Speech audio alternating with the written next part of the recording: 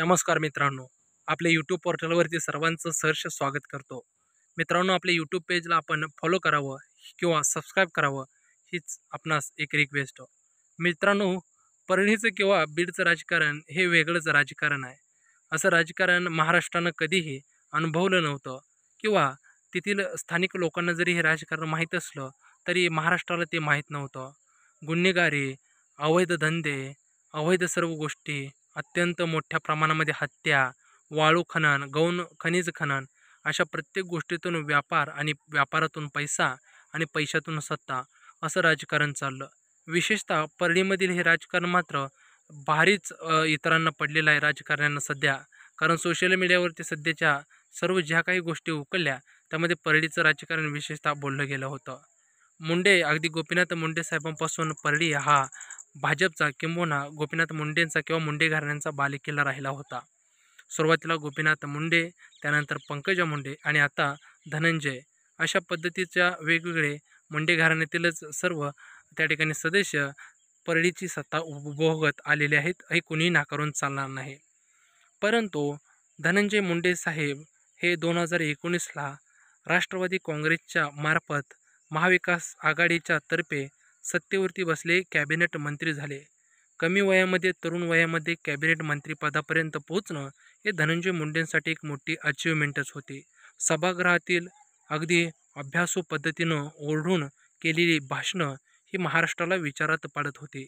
शरद पवार यांनी अगदी नामी संधी धनंजय मुंडेंना विरोधी पक्षनेते पद म्हणून दिली आणि त्यांच्यामधील वक्तृत्वाची आणि अभ्यासाची चुणूक महाराष्ट्रानं अनुभवली, हे कोणीही नाकारून चालणार नाही. धनंजय मुंडे साहेबांच्या भाषणानं पश्चिम महाराष्ट्रामध्ये सुद्धा 2019च्या निवडणुकीत मोठ्या प्रमाणामध्ये इम्पॅक्ट पडला होता, हे कोणीही नाकारून चालणार नाही.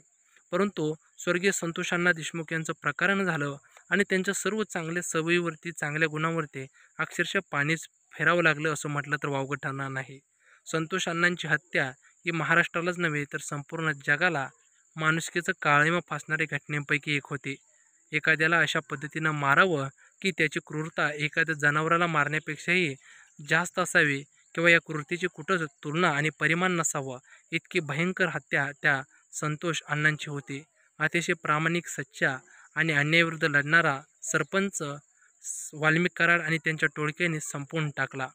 अगदी ते प्रकरण न्यायप्रविष्ट आहे. येणाऱ्या काळामध्ये संतोष अण्णांना न्यायपालिका चांगल्या पद्धतीने न्याय देईलच.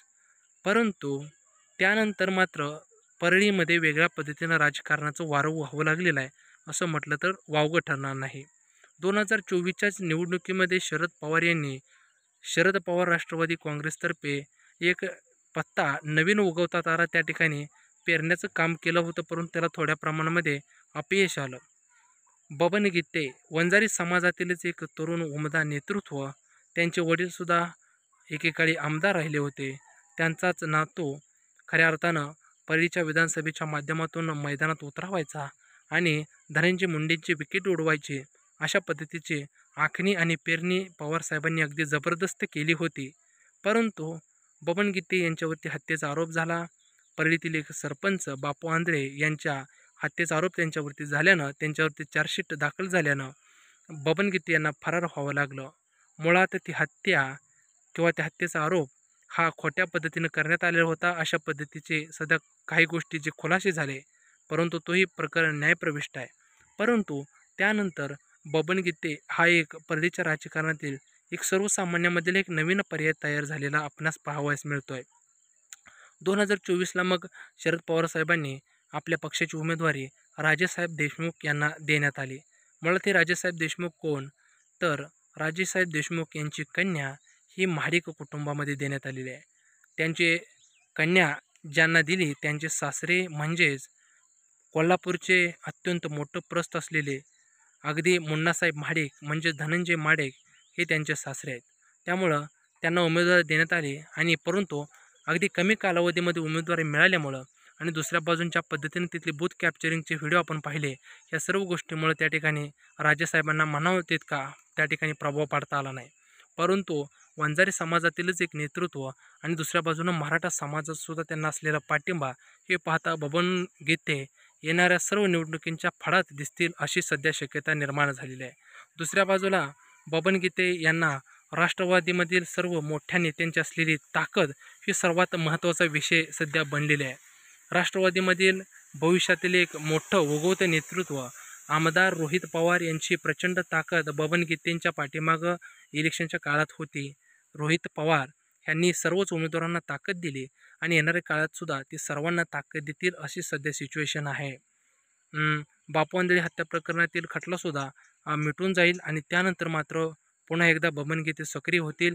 अगदी बीडच्या तुरुंगामध्ये कराडविरुद्ध बबन गीतेंचे कार्यकर्ते यांच्यामध्ये जी मारहाण झाली त्यानंतरही बबन गीते पोस्ट करायला विसरले नाहीत. अंदर में मरना या मारना सब कुछ माफ होता है अशा पद्धतीची त्यांनी मिश्किल टिप्पणी केली होती. त्यामुळं परळीचं राजकारण सोपं राहिलेलं नाही. धनंजय मुंडे असतील किंवा मुंडे घराणं असतील यांच्याच पाठीमागं वंजारी समाज उभा राहील असंही राहिलेलं नाही किंवा कोणता समाज कोणाशीही बांधील नसतो. सुरेश धस यांच्या पाठीमागं मराठा समाज येईल असंही काही नाही. त्यामुळं इथून पुढं चांगल्या पद्धतीनं जो काम करेल त्याच्याच पाठीमागं सर्व समाज उभे राहतील. धनंजय मुंडे साहेब यांनी सुद्धा राजकारणाची दिशा येणाऱ्या काळामध्ये बदलवण्याचे सुद्धा प्रयत्न केले जातील. सर्व धर्मामध्ये सर्व जातीमध्ये चांगल्या पद्धतीनं समन्वय साधून राज्याला आणि देशाला पुढे नेण्याचं काम येणाऱ्या काळामध्ये होईल.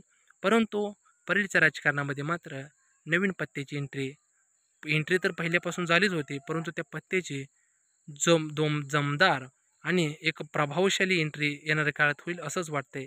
तुम्हाला काय वाटतं कमेंट्सच्या माध्यमातून व्यक्त व्हा.